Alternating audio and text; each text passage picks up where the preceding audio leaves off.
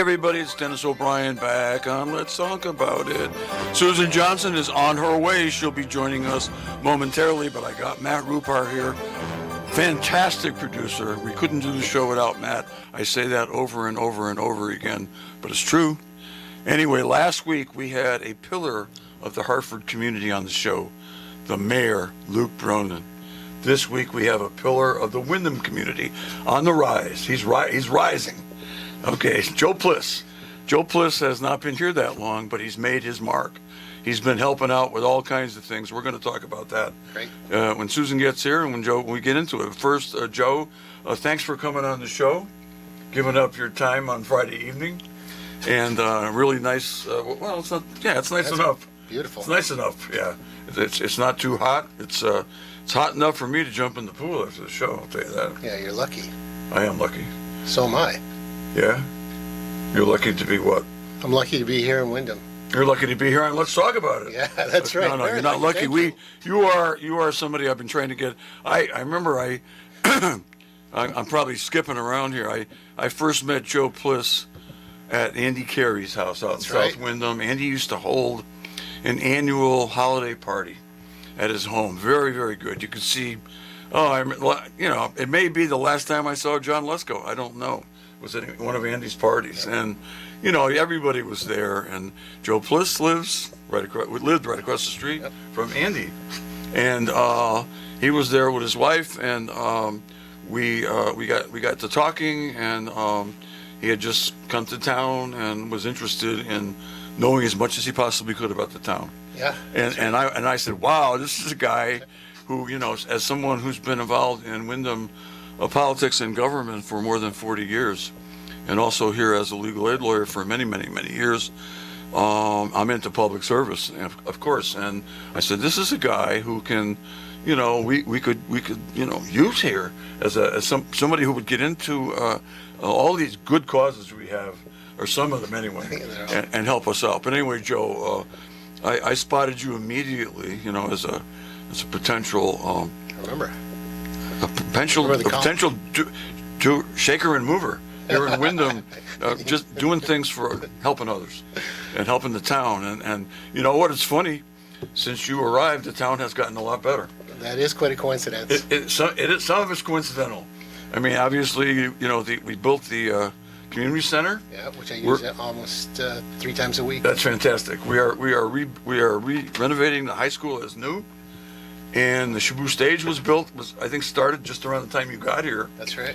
And also the new parking garage, the best looking parking garage I ever saw, that everybody was poo-pooing when we talked about doing it. And then people were coming up to me and saying, wow, the parking garage is great. You go up to the top, you can see everywhere. You can see, it's wonderful for a lot of reasons. So, it all happened when after Joe got here, and Vanessa, his wife, and maybe there's a connection, but he is doing a lot of good stuff, and we're going to talk about it. Okay. And guess who just walked in the door? Hi. Hey. Guess who just walked in the door? Tell him, Susan, who walked in the door. This is Susan Johnson, the co-host, and boy, are we lucky, Dennis, to have Joe Pliss with us today, because he has done a lot of things in town. He's doing the taxing district in the villages, and also he's on the zoning commission.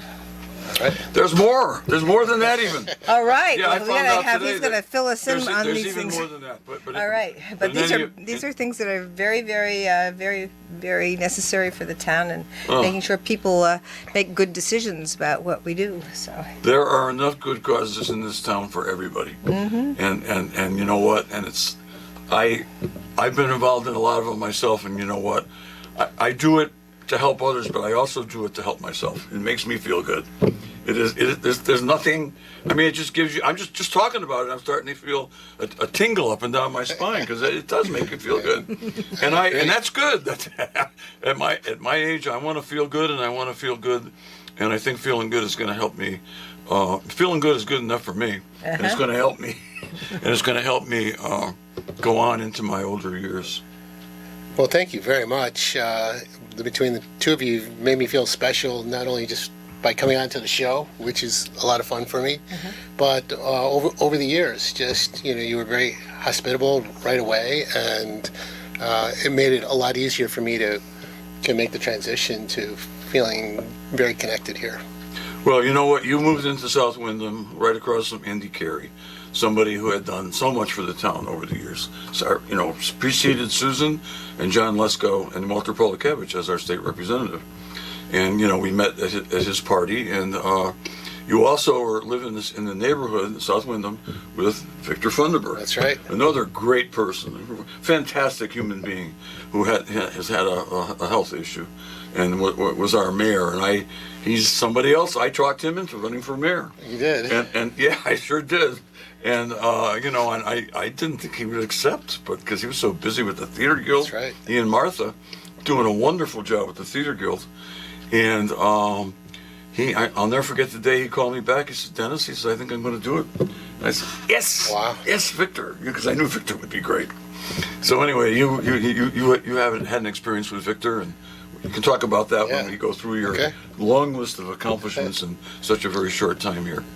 All right, Activities. thank you. Yeah, very good. I mean, this just goes to show that South Wyndham produces a lot of great people. Yay. I think you got my point. Anyway, I could go name a Of few course, others that are North no longer Wyndham there. and also Wyndham Center and of course Willimantic. So we got Actually, great people all over town. Yeah, that's right. I knew you'd get there. Oh well, yeah. Anyway, Joe, talk a little bit about your background. Well, you would. Yes, I'm in South Wyndham. Probably started coming here about 7 years ago. That's my wife was renting the house that we would end up buying, and a couple years after that, we ended up getting married behind Guilford Smith. We took a little marching band down the street, down Little Main Street, believe it or not, and 75 people, and had the party behind the house. Great. We got 2 kids, both in the Wyndham Public Schools, and a house from 1866. A beautiful house, gives me places to play in the garden. So, just that part has been so nice. It's really been a surprise. When I first came here, honestly, I have to tell you that I thought, well, I came here because of Vanessa, my wife, and I thought, this is the middle of nowhere. Where are we? And then You met me and you said, now I know it's the middle of nowhere. It is a small town, and I came from Albany, which is bigger, and before that from Buffalo. Albany's very big, And, Buffalo, so is Buffalo. Wow. So it was, and here I am in the Wyndhams outside of Willimantic is more rural. My wife's got a horse, and that's kind of why we're out that way. And so it was a little bit of getting adjusted to, but just, week after week, just making more connections, seeing, I think I was here a year before I realized how many different trails there were. And just, I made a point when I got here that I couldn't go 20 years to try to make close friends. I mean, you get to a certain point in your life, and it's hard to make friends. When you're younger, it's a lot easier. So I told myself that I'm going to get involved in some civic activities, something, because there are probably some nice people there. And so the first thing I did was there was a planting of a bunch of trees in Memorial Park. It was part of the 350 celebration that 325, I think. 325. Yeah. 325. 325. Yeah. We didn't get to 50 yet. Right. So the 325 years of Willimantic or Wyndham. Wyndham. Yep. Wyndham came first. And then it was Faith Kenton, Eve Krause that I met, and we were planting all these trees. And one of the first holes that I was digging, it's this giant hole for a 20-foot tree. This other guy that was digging, some guy by the name of Victor. And that turned out to be Victor Funderburg. Oh boy! At that time, he was probably running for mayor, and I didn't know. Could have been, yeah. But that's just the way he was. He just introduced himself as Victor, and so we did that. And there was another project with the Garden Club. I don't know if it was that same year, but it was still part of the same 325 program up on High Street. Yeah. That big strip. Oh, sure. That spectacular yeah. display. Boy, is that of plant- beautiful, huh? It was so. It's been gorgeous. Yeah. So What a difference. I can say, I'm pretty sure I can honestly say that I had a hand, literally, in unloading every tree and bush off the truck for that site. That's great. Wow. And so one of the holes that I was digging, another big hole on the side, there was another guy that was that we were working in team, and he introduced himself as Mark. I work for the fire department. Well, guess which Mark that is? I think I might know. Yeah, Mark Scrivener. The chief. Our beloved chief, and Wilmette. And again, that modesty coming across, and that's been thematic. And as I've met all these people, well, I still wanted to get plugged in some more. And I said, I was talking to Vanessa about it, and she said, hey, because she started volunteering at Guilford Smith on the board. The library, yeah. And she said, there's somebody that I think you should talk to. His guy's name is Ted. And so that was Ted Colwell. Oh, great guy. And so Ted and I went to Ted's Apollo cool. for lunch. And I said, Ted, what do you think I could do to get plugged in? Well, to make a long story short, he had this idea. He said, hey, maybe you should come up the hill and think about joining the fire departments, which frankly frightened me. It's like, I'm not going to do those dangerous things. I feel the same way about myself. And he said, no. There's plenty of need for people that aren't doing that. And there really is. I'll talk about that more later. So we went up to the fire station. I became what they call an associate. That's just somebody that's supportive. I don't do the dangerous stuff. I went to a lot of meetings, and I was so overwhelmed and impressed at what these volunteers in these three departments do. I mean, they're all volunteers, right. And I'll talk about that some more too. But I said I'd love to do something for them, and that's when Ted also mentioned, you might think about the first taxing district, and I'm like, what the heck is that? So I've been there, a couple of years. I had never heard of this thing. Well, that's the body, as you know, that raises taxes to support the three fire departments. That it helps fund the libraries and the Wyndham Youth Organization. So I've been on there for a few years, and Kevin Donahue and I jumped on at the same time, and he's just been a spectacular lead in that role. And the tone of that board or commission has just been wonderful across people from all different parties, all working really well together. It's really been incredibly satisfying. We were able to add considerable funds to the fire departments. I managed to spearhead an initiative to have a recruitment and retention committee. Nationwide. There's 750,000 volunteer firefighters, and like a lot of volunteer organizations, those numbers are trending down. That doesn't mean that there isn't something that we can do, and so we've been trying to figure out what steps we can take. So that's been up for about a year. Yeah, we need to get people off of Facebook and TV, 6,000 channels on TV, and so most of the stuff isn't worth watching, in my view, in my humble opinion. And the difference is, like, sometimes that you're on the Democratic Town Committee, and sometimes I've talked, even though some of the younger people don't want to listen to me, about the old days when I first got involved in politics. Seems like just yesterday, but it was actually 40 years ago or so.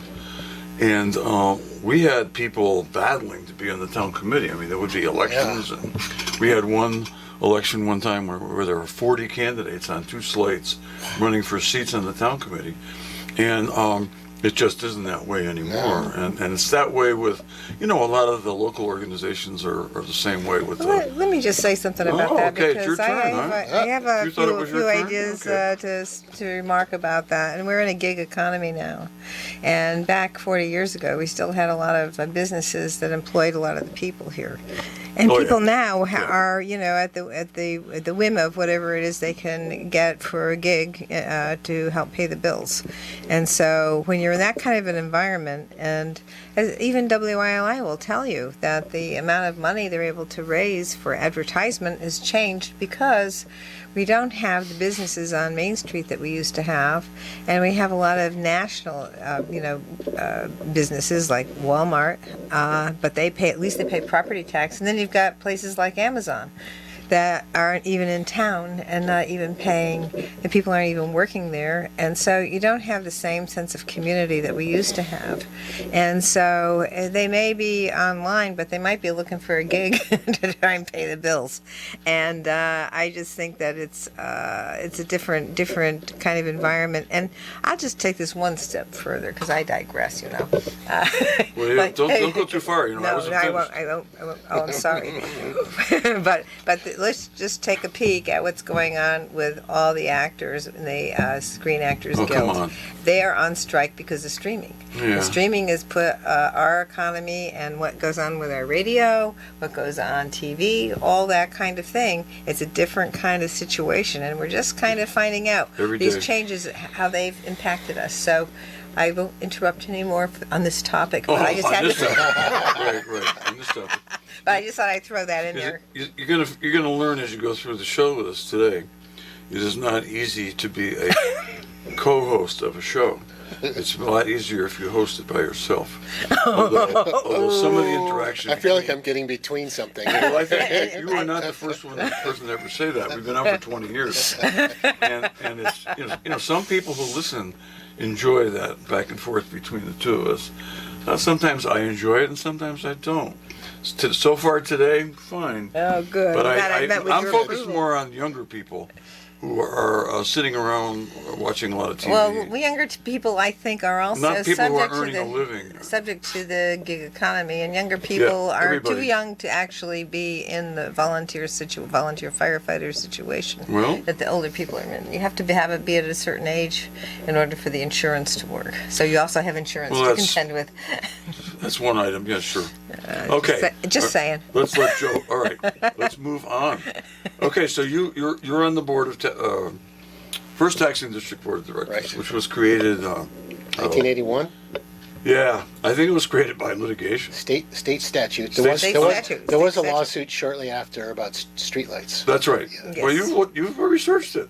Little bit. Okay, I researched it once and I forgot the details, but yes, that's true. It was they went in under state statute and did it, and I think there could have been a challenge to that, but it didn't materialize in court. But there was a case about the streetlights. That's right. And I don't remember what the result was or what the details They were. lost. But having served on the Charter Revision Commission 4 times, I think it was 3 times ago, maybe 25 years ago, when I actually researched that issue. I just looked at it. Very interesting that you Recently. know that. You're very do it. thorough. I looked at it recently because of the problems we've been having with the taxing districts and getting the car tax money. Yeah. Car tax grant. That's So, another show. Yes, it that's is. a But tough one. I won't say anymore. Right. Oh, good. Well, the net of that case was that the town's entitled to put streetlights up in the Wyndhams Yeah. Mm-hmm. Yeah. and some other applications. That's probably Yeah. good. Well, the judge couldn't figure out why they wanted to do it because the actual cost would be more to the villages instead of going in with the town. And so that was the result. That's why the judge said it makes no sense.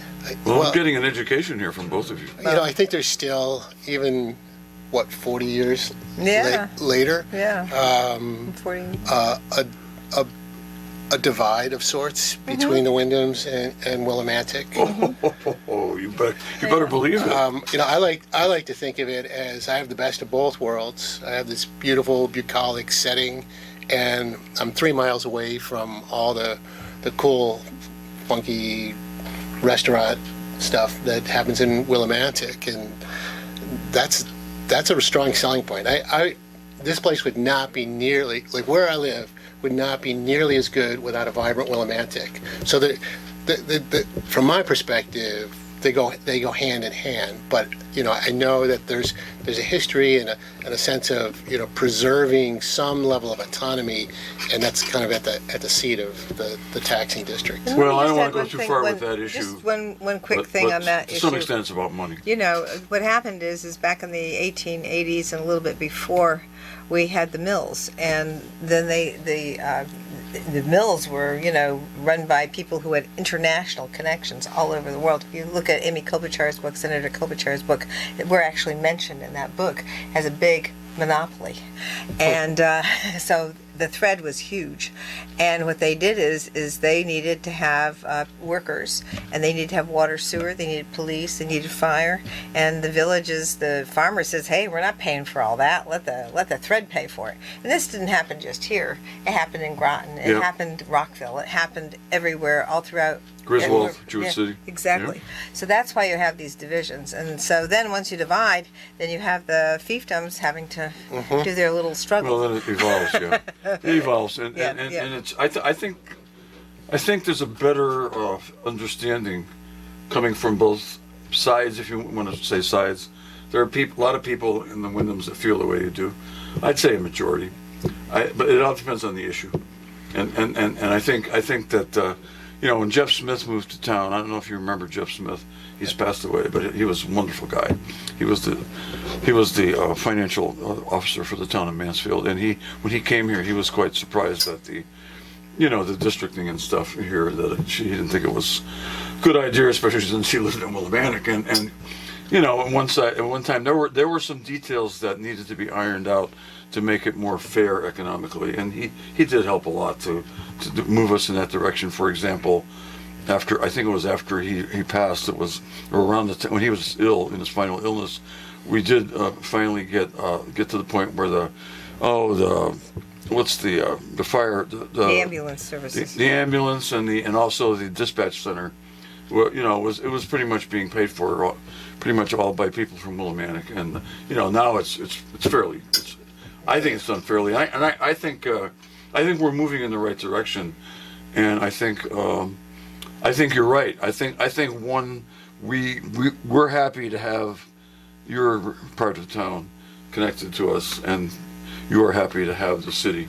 And I understand that. And one of the great things about living out here is you can be in the country in 10 minutes. Yeah, it goes both ways. Yeah, right? That's right. It goes both ways, and it's really, a lot of people here, the vast majority of people here, I think, appreciate it. Yeah, I think a segue on that is when the Giant Vac factory in South Wyndham caught fire. There was a community meeting up at the South Wyndham Fire Station, and that's where I met. Matt Vertife was up there. Susan, you came. Yep. I forgot who else was up there. Jim, maybe the town manager. I think Tom was there. But. Tom was there. Tom, And yeah, so, DeVito, yes, DeVito, the mayor. So, and that's where. And so was our former mayor Victor Funderbrick, I believe. That's where I got recruited for the planning and zoning. Yes. And so, because my thought was like, oh no, now it's going to go into that space. And through planning and zoning, I realized, okay, in 2017, we have a document, sort of state mandated document every 10 years, plan of conservation and development. Yeah. Conservation and development. POCD. That's right. And in that plan, they talk about, enhancing the villages of the Wyndhams. Yeah, definitely. And so, like that sense of building up the villages, I think is going to be a little more sympathetic with sort of the vibe and feel in Willimantic. So that's sort of a natural thread, I think, that's going to be. Yeah, I think there's a move against, in the direction away from, let's say, provincialism. People, especially, we're so closer together electronically now than we used to be. In some ways. Makes a big difference. Speaking of electronics, Matt Rupar is giving me the sign that it's time for our mid-show break, so our wonderful sponsors can talk about their wonderful businesses, and one of them, of course, is the Gates Group of automobile dealerships, who has been sponsoring our show ever since we've been on it, and we really appreciate the Gates family. Thank you. Welcome back, everyone. This is Susan Johnson. I'm here with my co-host, Dennis O'Brien, and our very special guest this evening, Joe Pliss, who does all kinds of things all throughout the town of Wyndham to help us prosper and do some great stuff. So we're so glad to have you here on the show. Thank you again. And so we were just talking a little bit about South Wyndham and the villages. And of course, there's also the Wyndham Inn, which is also another aspect of trying to make sure we take care of a property that needed some work. And I know there's a great group all throughout Wyndham and Willimantic working to try and make sure that works out as well. Yeah, there's definitely a core group of people that are very interested in having that villagey feel in there. Having something like the Wyndham Inn rejuvenated in some capacity is important. One of the big challenges in a lot of places across the Wyndhams is septic. You know? Right. And I like to joke. It's like, where do you put the poop? Like that's kind of the big. That's kind of what limits how much There was a development movie we're going about to do. that, a comedy movie. There's a lot of movies about that, but you do have a lot of septic and water works in South Wyndham because of previous problems that. We have right. We have some of that, but there's still we get water, but we still have our septic systems, Right. and so Okay. even at the factory site in South Wyndham, you couldn't. There's a limit to how many units or properties you could put in there, just because of that consideration. And even as we think about like the state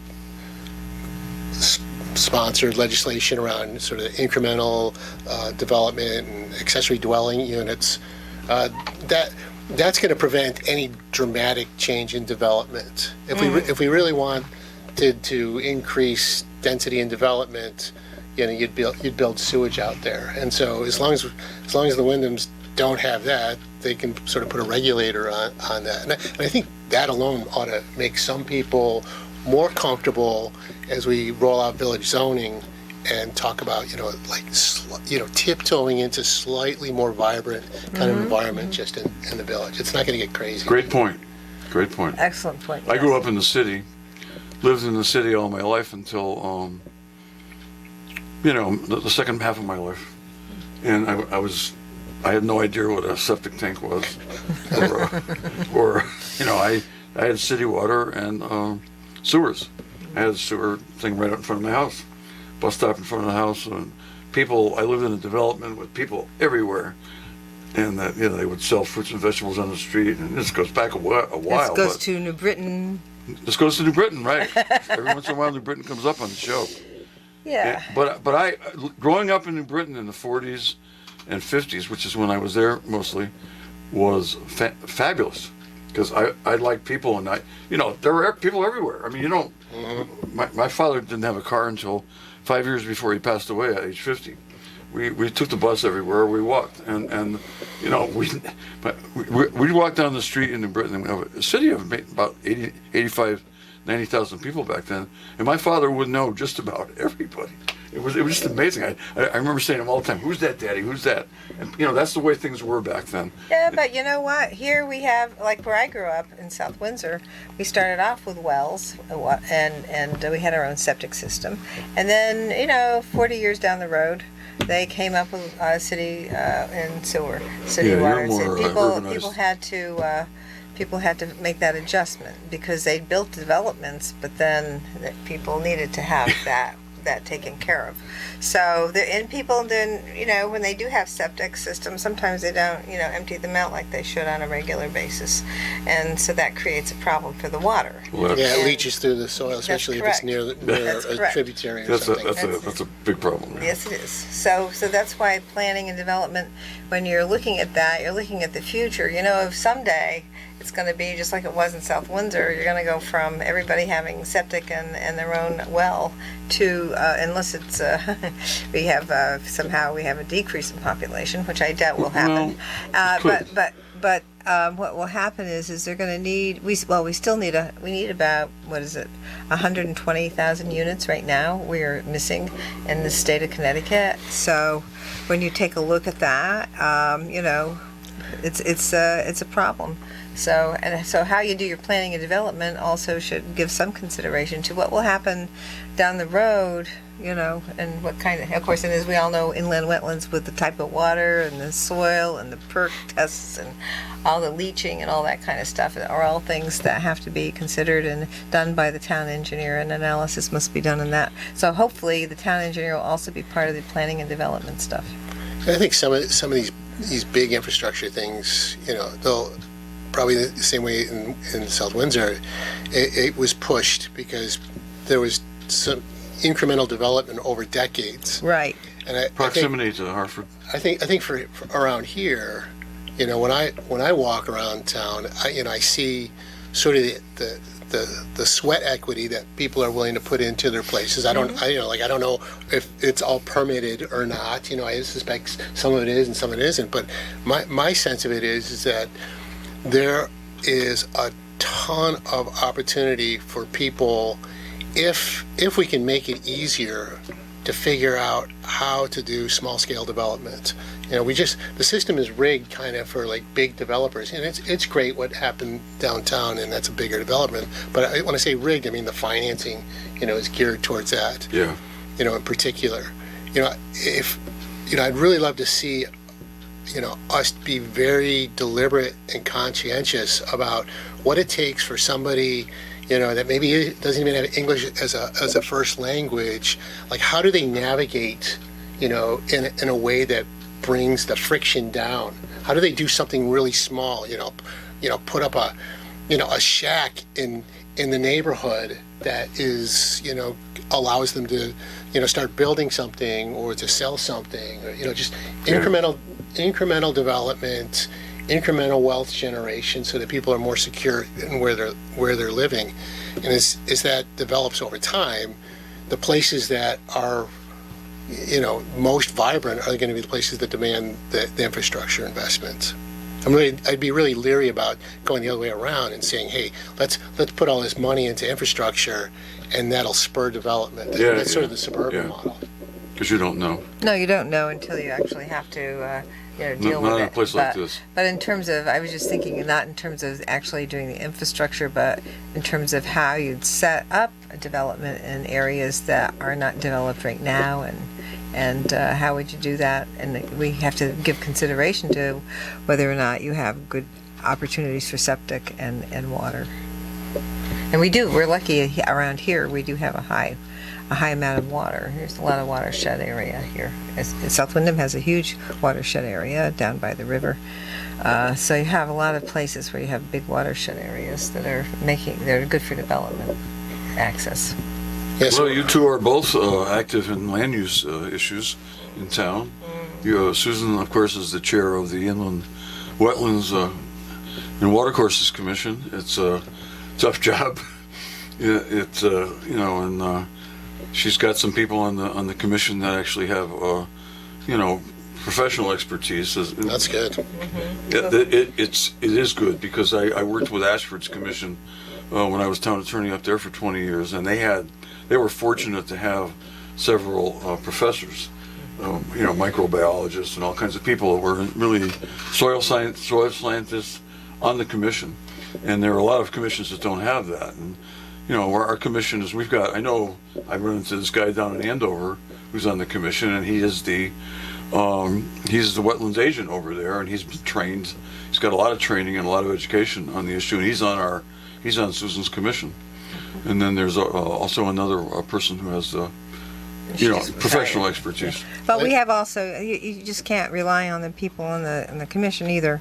You have to actually utilize town staff, and we have engineers who are able to, make sure that we, take a look at something, but none of the people are engineers, but you do need to have engineers. You do have to understand how the soil perks and all that, what type of soil it is. And so we need to make sure that when we do all these things, we're certainly glad we have people with expertise that are inland wetlands and watercourses agents for different towns. And new one that we have that works for Deep in the same area, right? That's which is great.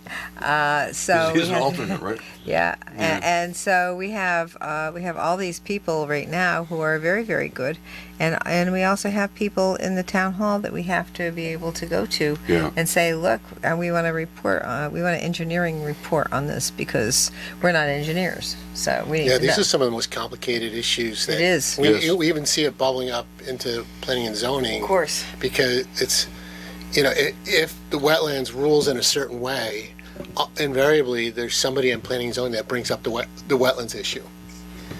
And so it's always like, please, I hope this went through wetlands first, because... Yeah, you're supposed to. Right, and that's...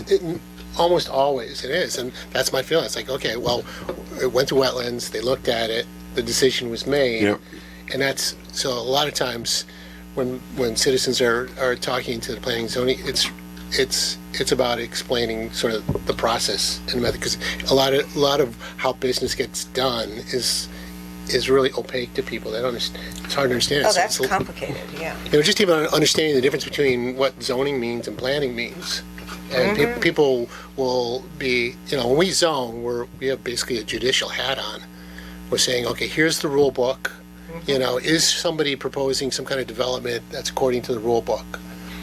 Like a gas station, maybe with a creative food source, or a bunch of apartments that are near a trail. And we look at the rule book, the zoning, and we say, yay or nay. Like that's the zoning part of it. That's not the time that we can plan.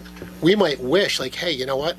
I wish we didn't put another Dollar General there, but guess Right. what? The rule book says that's just Yeah. fine. They're entitled to get their. That's We right. would get sued Right. potentially Yeah. if we Successfully. denied them. That's right. Yeah, And exactly. that's what we have to do. Well, And that's that's a just- hard thing for people to understand. And Well, that's the it's same with also- the zoning, same with the inland wetlands and water courses. We have a very strict rule book, only looking at whether or not this is an impact on some type of inland wetland or water course. And if it's an upland area or one of those things, we still take a look at it, especially if it's in an area that, we could probably just say, okay, we'll just let this go because it's in an upland area. But because it's so close to other things that are, that people care about, and like the whitewater swamp and all that, or wherever, we have hearings. And then of course you have to be very, very strict. It's just like a court, about who comes, how they talk, not letting anybody talk about it if you have to continue it to the next time, because these are the kinds of things you can't fool around with at all. So it's a very, very, very difficult, and people don't understand that either. Yeah, as a lawyer who has represented zoning commissions and inland wetlands commissions and all kinds of land use commissions, I mean, I don't know as much as you two do about your own types of commissions, but as Joe pointed out, you have two basic functions in zoning. One is a judicial function, where you're judging a case based on the regulations. Does it meet the regulations or not? And sometimes you can impose. The regulations usually allow you to put conditions on. Yes. And just like in the wetlands, they do that all the time. They put conditions to try to make it work if you can. But your other function though is legislative, and that's when you're making regulations. And that is, the difference between that and the judicial function is vast, because when you're doing the judicial function, you really have to behave like judges. You're not supposed to talk to people about the case out of court. No. And a lot of people will come up to you and say, "Hey, Joe," and I always tell people, and then I have advised people to recuse themselves in certain situations, but I always tell them, look, I can't force you to recuse yourself. You are elected to, or you're appointed in your case, to do this, and it's not. I am not on the commission. All I can tell you is that it could become an issue on appeal, and you don't want to screw up the case. And after everybody puts all their time, money, and effort into a case, you want to do it right. So the both of you have awesome responsibility. And it's the kind of situation where you could be on the zoning commission for 20 years and you'll still be learning. Right. And Susan's still learning after how many years in the wetlands? More than 20. Right. So it's a big There's so much responsibility, and I'm of the belief actually that zoning commission should be elected. I don't, and zoning board of appeals should be appointed, because a lot of people don't. The problem is that a lot of people are not willing to run for election. And that, because it is difficult. But to me, I like elections because I think it forces you to. The fact that you can go out there and campaign and get elected it tells me something about a Yeah, person. that's probably true. I think so. I think I'm not sure I'm agreeing with you, but I'm Well, sure it's that's a legislative true. Yeah. body, and if you're a legislative body, you should be elected. And if you're a zoning commission, you're a legislative body. So why we created a zoning commission that is a legislative body, and it doesn't get elected. 'Cause a lot of them are. Well, what happened, I guess, is when the Wyndhams used to have their own zoning commission. Yeah, it used to be separate. And they had two separate ones, and when they combined, the agreement, when the new charter was created, they agreed that it would be appointed. It works reasonably well. I mean, one of the things. I think in Wyndham, I'll tell you, I've always been impressed by the capability of the individuals that serve in zoning. Mm-hmm. It's a great commission. You've got a great chairman. Yeah, she's so Yes, strong, she's and fantastic. Matt is our basically. Yeah. I don't know if he's officially He's your the town agent. planner, but between Sort of. Matt and the town manager, Jim Rivers and Jim Milano. I mean, you look at the businesses that are coming into Wyndham, and there's a reason why taxes aren't going up.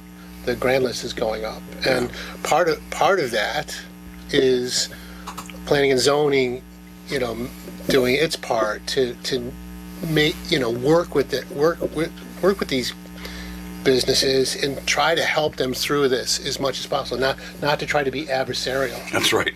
and that makes a big difference. Absolutely right. And even though I might not have the expertise of somebody like Paula, I certainly can sense when we're getting bogged down in sort of the bureaucracy and push and vote to streamline and get things moving. Yeah, I can for many we lost our industry, which was in the early 80s, early to mid 80s, we lost our big industries. So, for a long time we weren't, I can't remember anybody coming to town, at least not in a big way, and offering to do private investment.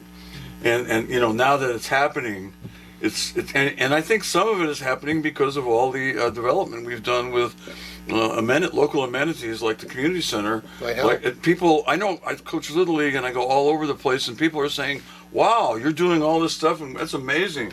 You got a new community center, your school's being renovated, you got the Shabu stage, the parking garage. And to add into, the Whitewater thing is moving forward.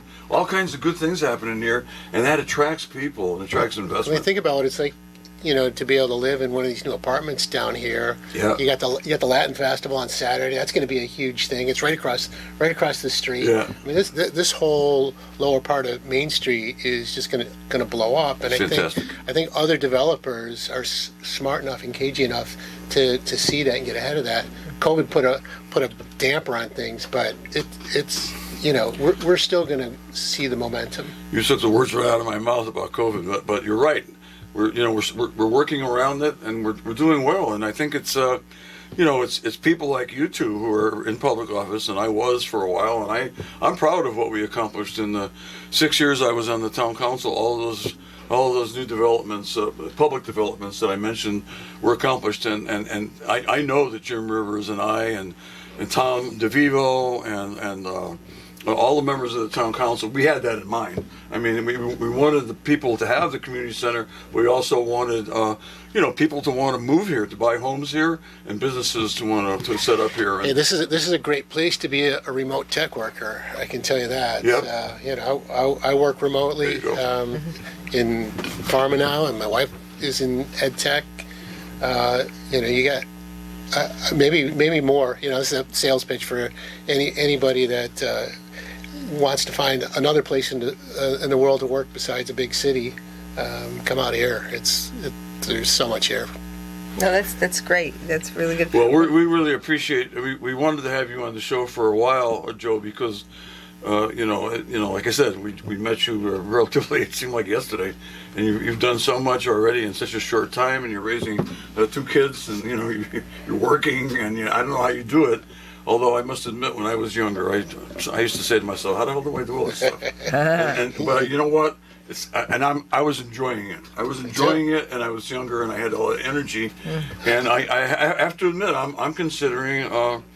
I've made several comebacks politically, and I'm like the Lazarus. Here we go. I'm like the Lazarus of local politics. And, I can only do that for so long, but I'm considering making a run for public office this fall. I've been talked to by the town chair, who's a very smart woman, and Yes, she has asked me to consider running for something, and I am thinking about it. And we're in that season right now, and it's a big commitment. yeah, it is. It's going to be tough campaigning, but in any event, you have done so much, and you're already doing so much with the First Taxing District and the PZC. But anybody who does as much as you, somebody like me who's a former town chairman, I start thinking about you moving up to what I consider to be higher office. So, I will keep at it and try to influence you in that regard. Very good. Whenever this political season is happening now, and it's very, it's very close to my heart and my mind. And we should talk about that. we need to talk about it, and we probably will real soon.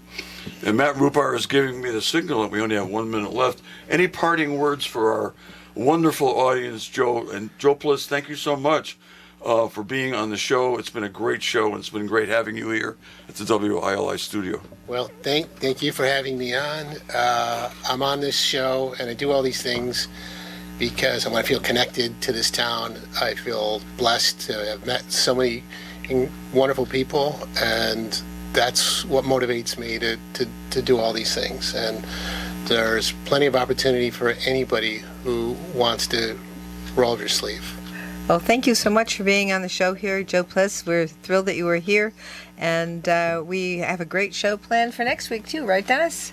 I think so. Susan, who we got next week? Commissioner Sean Scanlon. Sean Scanlon, that's right, the commissioner of the state comptroller. Comptroller. He's going to be with us, and yes. Wow, we're on a great roll. Luke Bronin, Joe Pliss, and then we got to get a woman on. Oh, we will. Okay. The following week, I think we're going to have the Secretary of the State. Secretary of State is coming on the following. That's right. So we got a great lineup of shows. Yeah.